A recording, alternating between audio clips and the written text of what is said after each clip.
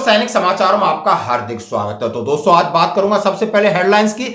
Supreme court का ऐतिहासिक फैसला, पेंशन और पेंशन रिवीजन आपका अधिकार है, इसको आपको जानना होगा। हाँ जी दोस्तों, इसके ऊपर बात करूंगा और बात करूंगा यदि आपने पीसीडीए के अधिकारी से यानी सेना का अधिकारी वहां पर नियुक्त उनसे बात करना है तो किस तरह आप कांटेक्ट करेंगे, मेल आईडी और कहां पर किस किस से आपको मेल करना है। यदि आप सेना के अधिकारी हैं, जेसीयू हैं, जवान हैं, आर्मी के, एयरफोर्स के, नेवी हैं, तो आपके लिए मैं ये एक लेटर दिखाऊंगा और बात करूंगा कि सैनिकों किस चीफ मिनिस्टर से गुहार, उनको अब कम्युनिटी सेंटर चाहिए, यानी आपको ईसीएचएस मिल गया, सीएचडी मिल गई, कम्युनिटी एक हॉल चाहिए यानी स्टेशन के अंदर, ताकि सैनिक अपने बच्चों का बर्थडे, शादी ऐसे समारोह कर सकें। और इसकी मांग मुख्यमंत्री साहिबा के सामने रखी हुई और सेना को मिला एक खतरनाक हथियार जो दुश्मन को ढूंढेगा और उसका करेगा सफाया। तो दोस्तों खबरें करते विस्तार से, सबसे पहले नजर डालेंगे उस माननीय सुप्रीम कोर्ट के ऐतिहासिक फैसले की जो कि आपको आपका हक है, आपको मजबूत बनाता है और कहता है कि पेंशन सरकार का कोई अनुदान नहीं है, सरकार आपके ऊपर रहम नहीं कर रही, ये आपका हक है। पेंशन जब भी रिवीजन होगी, डीए डीआर पेंशन रिवीजन, ये आपका हक है। आखिर किसने सुनाया फैसला, कब सुनाया फैसला, जरा फैसले की कॉपी देखते हैं। और उन्होंने सर्कुलेट किया है कि आश्चर्यजनक बात है कि भारत के सर्वोच्च न्यायालय ने 1 जुलाई 2015 को एक ऐतिहासिक फैसला अपील संख्या 1123/2015 में, और वहां पर थे श्री SR सेन गुप्ता द्वारा एक संक्षिप्त लेटर जो जारी किया गया, तो उसमें कहा था, पूरी पीठ ने सुनाया था आधिकारिक फैसला। उन्होंने सुनाया था कि पेंशन कोई सरकार के विवेक पर निर्भर नहीं करती कि कब पेंशन देगी या नहीं देगी, बढ़ाएगी या नहीं बढ़ाएगी, डीए देगी या नहीं देगी, ये हमारा हक है, संवैधानिक हक है। उन्होंने कहा था इन नियमों के अंतर्गत कोई भी सरकारी कर्मचारी पेंशन दावे का हकदार है। फैसले में कहा गया है कि पेंशन का संशोधन और वेतनमान का संशोधन अविभाज्य, यानी पेंशन जब आपकी भले वन रैंक वन पेंशन के संदर्भ में हो रही हो, आपके वेतन आयोग के संदर्भ में हो रही हो, या आपको डीआर मिल रहा हो, या किसी भी सर्कुलर के तहत हो रही, वो अविभाज्य आपका अधिकार है। पीठ ने दोहराया कि संशोधन पर मूल पेंशन पूर्व संशोधित वेतन के अनुरूप संशोधन वेतनमान में वेतन बैंड के नियम न्यूनतम मूल पेंशन से 50% से कम नहीं हो सकती। उन्होंने कहा यह भी हकदार है, यानी जिस आप रैंक से आ रहे, पद से आ रहे, तो उसका जो मिनिमम आप जिसकी पेंशन है उसका मिनिमम जो वेतन है उसका 50% पेंशन से आपकी कम नहीं हो सकती। बिल्कुल जी, ये तो किसी के साथ ऐसी गलती हुई है, यदि आप हवलदार हैं, नायब सूबेदार हैं, आपकी ग्रेड पे यानी आपका जो पे लेवल है उसके हिसाब से कम दिख रही है, आप सिविल में भी आप टैली कर सकते हो, तो आप इसको एएफटी में केस डाल सकते हो, उसके हिसाब से 50% आपकी मिनिमम पेंशन होनी चाहिए। सरकार पेंशन भोगियों के वैध बकाये को अस्वीकार करने के लिए वित्तीय बोझ का बहाना नहीं बना सकती। उन्होंने कहा यदि आपका पीछे केस जीता है, कोई एरियर मिलता है, तो सरकार का काम ये नहीं कि नहीं हम देंगे कि वित्तीय बोझ पड़ेगा, आपको देना होगा। सरकार को अनावश्यक मुकदमेबाजी से बचना चाहिए, मुकदमेबाजी के लिए किसी मुकदमेबाजी को बढ़ावा। उन्होंने कहा कि बहुत सारे ऐसे केसेस हैं, एएफटी से डिसीजन मिल जाता है और माननीय सुप्रीम कोर्ट में मुकदमेबाजी के लिए जाना पड़ता है, चाहे विडो पेंशन है, डिसेबिलिटी पेंशन, तमाम मुद्दों के लिए उन्होंने ये नियम बना रखा है। छठा नियम है, जब पेंशन को एक अधिकार माना जाता है न कि एक वरदान, तो इस कथन के अनुसार पेंशन में संशोधन, वेतनमान में संशोधन अविभाज्य है। पेंशन का उन्नयन भी एक अधिकार है न कि एक वरदान। यह निर्णय डीएस नकारा मामले के निर्णय पर आधारित है। निर्णय बहुत स्पष्ट है और मुझे आश्चर्य है कि किसी ने महत्वपूर्ण पहलुओं पर ध्यान क्यों नहीं दिया और किसी ने सरकार के साथ मामले को क्यों नहीं उठाया, निर्णय पर किसी ने प्रतिक्रिया क्यों नहीं दी। यह आश्चर्यजनक और हैरानी करने वाली है। तो प्री पेंशन भोगियों के लिए कहा जाता है कि आप इसको अग्रेसित करें। भारत के नागरिक के रूप में गैर पेंशन भोगी भी इस बात को समझें कि आपने काम किया है, 60 साल अपना जीवन दिया है और जीवन के बदले आपको पेंशन दी जाती है, जबकि नेताओं को लगातार 1 दिन 2 दिन काम करने के बाद उन्हें वेतन और पेंशन मिलती है। तो दोस्तों ये समझना जरूरी है कि ऐसा भी नियम है, ऐसा भी एक माननीय सुप्रीम कोर्ट का फैसला है जो हमारे पक्ष में। धन्यवाद दोस्तों।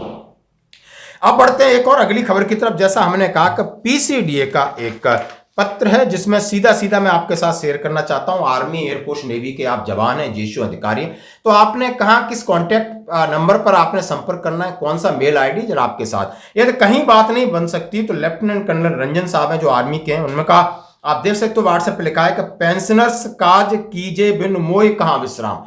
उनका ये मोटिव है कि मैंने पेंशनर्स के लिए अपना पूरा समय दे रहा हूं और मुझे आराम नहीं। तो उनका नंबर सबसे पहले बताता हूं, लेफ्टिनेंट कर्नल रंजन साहब का मोबाइल नंबर है उनका 7393073973। मैं दोबारा बोल रहा हूं 7393073973।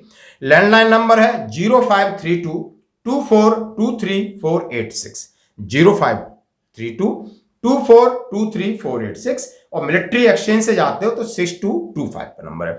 Other numbers, address PCDA Prayagraj का है, आप समझ सकते हो, care of PCDA pension, Draupadi Ghat near Sadar Bazaar, Prayagraj UP 211014 ये नंबर है।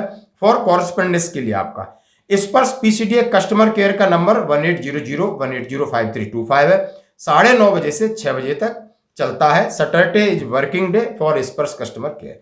For query for all Sparsh related matter for the best possibility of connection the number call between 5 PM से 6 PM। उन्होंने कहा है शाम को ज्यादा बेहतर तरीके से लगता है 5 से 6 बजे के बीच में। उन्होंने कहा आर्मी अफसर्स को यदि मेल आईडी चाहिए तो स्पर्श आप देख सकते हो, स्पर्श आर्मी co.dad@gov.in। आर्मी पीबीआर के लिए स्पर्श है आर्मी pbrs.dad@gov.in। इसी तरह नेवी अफसर के लिए, एयरफोर्स अफसर के लिए है, सिविलियंस के लिए, यदि बाहर लोग रहते हैं स्पर्श पेंशनर हैं और विदेश में रहते हैं, नेपाल में रहते हैं, उनके लिए भी स्पर्श nri.dad@gov.in। यानी for life certificate and all Sparsh related matter पे आप इनसे मेल के द्वारा कांटेक्ट कर सकते हो। तो ये जानकारी, ये लेटर आपको चाहिए, व्हाट्सएप पे आप मुझे मैसेज कर दीजिए, मैं आपको वाईसी का नंबर से लगा करके मेल आईडी आपके साथ शेयर जरूर करूंगा। धन्यवाद दोस्तों।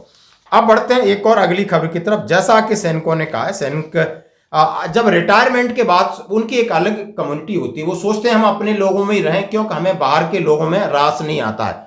कहीं ना कहीं वो शोषण करेंगे, झूठ बोलेंगे और कहीं ना कहीं आपके दिमाग को डिस्टर्ब करेंगे, इसलिए सोचते हैं रिटायरमेंट के बाद हम किसी न किसी संगठन में जाएं।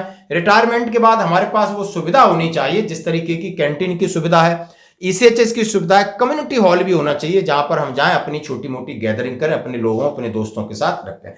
इसीलिए दिल्ली सरकार के राज्य सैनिक बोर्ड में 30th आरएसबी मीटिंग दिनांक 30 दिसंबर 2019 में एक मीटिंग हुई थी और सैनिकों ने अपने परिवार के वेलफेयर के लिए कुछ प्रस्ताव पारित हुए थे और अभी तक वो लागू नहीं हुए हैं दोस्तों। तो उन लागू करने के लिए 3 जून 2025 को आदरणीय मुख्यमंत्री महोदया जो अभी वर्तमान में, उनको चिट्ठी लिख करके कहा गया कि ये एक हमारी समस्या, और चिट्ठी लिखी ex serviceman society and helpline organisation registered है और आप सब सकते हो मोहन गार्डन न्यू दिल्ली में। उन्होंने कहा आदरणीय मुख्यमंत्री महोदय, हम आपके स्वास्थ्य जीवन की कामना करते हैं। आपके द्वारा राजनीतिक क्षेत्र में किए जाने वाले कार्यों की हम भूरी भूरी प्रशंसा करते हैं। जिस प्रकार से आप माननीय प्रधानमंत्री द्वारा जो भी दिशा निर्देश या उनके लिए जो उत्थान, देश के उत्थान के लिए कार्यक्रम है, उन कंधे से कंधा मिलाकर आप काम कर रहे हैं। और उन्होंने तमाम ऐसी बातों का हवाला देते हुए उन्होंने कहा है कि माननीय उपराज्यपाल मंत्रीगण सीनियर अधिकारी, यानी जो हमारी एक वार्षिक मीटिंग थी राज्य सैनिक बोर्ड के द्वारा, उसमें सभी लोग थे, जेसू जवानों ने एक कम्युनिटी सेंटर बनवाने जिससे उनके परिवारों द्वारा कोई भी समारोह किया जा सके। कश्मीरी गेट के पास जाट फौजी धर्मशाला को दिल्ली सरकार द्वारा फौजियों के लिए गेस्ट हाउस के रूप में इस्तेमाल लाई जा सके। ईसीएचएस ज्यादा से ज्यादा डिस्पेंसरी दिल्ली में खोली जाए। द्वारका मोहन गार्डन के पॉलीक्लिनिक पर प्रस्ताव रखा जिसको माननीय उपराज्यपाल महोदय ने मंजूर करते हुए आगे की कार्रवाई करने का आश्वासन दिया।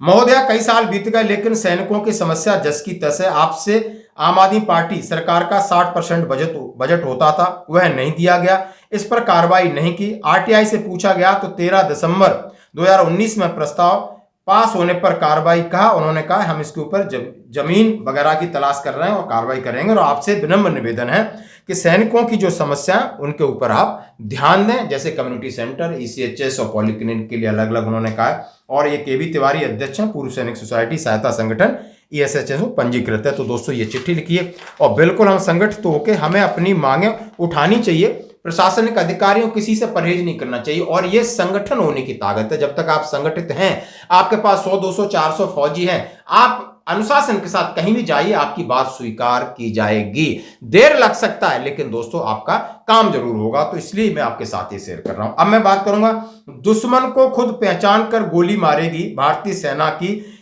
AI machine gun. अद्भुत वीडियो देख सकते हो। उसमें कहा है कि देहरादून की बीएसएस मटेरियल ने 14,000 फीट पर एआई इनवेल्ड एलएमजी का परीक्षण किया। ये हथियार दुश्मनों को पहचान कर खुद से फायर करती है। भारतीय सेना के साथ ट्रायल मेक इन इंडिया आत्मनिर्भर भारत को मजबूत करेगा, सीमा पर सुरक्षा बढ़ेगी। दोस्तों बिल्कुल हम देख सकते हो, आपने 7.62 LMG देखी होगी, फिर आपने इंसास LMG देखी होगी, लेकिन अब आपको AI द्वारा निर्मित एक ऐसी LMG जो कि ऑटोमेटिक अपने पॉट पर चलेगी, जहां उसे टारगेट दिखेगा स्कैनर में वो वहां पर वो फायर करेगी। कितनी अद्भुत चीज है। और इसका ट्रायल कर लिया गया, जैसा कि आप देख सकते हो 14,000 फीट की ऊंचाई पर सफल परीक्षण किया गया। ये बहुत अच्छी बात है। और उद्देश्य हथियार की कार्य क्षमता और सटीकता का आकलन करना। इस हथियार में आर्टिफिशियल इंटेलिजेंस लगाया जो दुश्मनों को पहचान सकता है, खुद से फायर कर सकता है। भारतीय सेना और देहरादून की BSS मटेरियल कंपनी ने इसका परीक्षण किया। तो आप ये दोस्तों इसकी झलक देख सकते हो। तो दोस्तों आज की खबरों में इतना ही। बने रही हमारे साथ। जय हिंद, जय भारत, वंदे मातरम।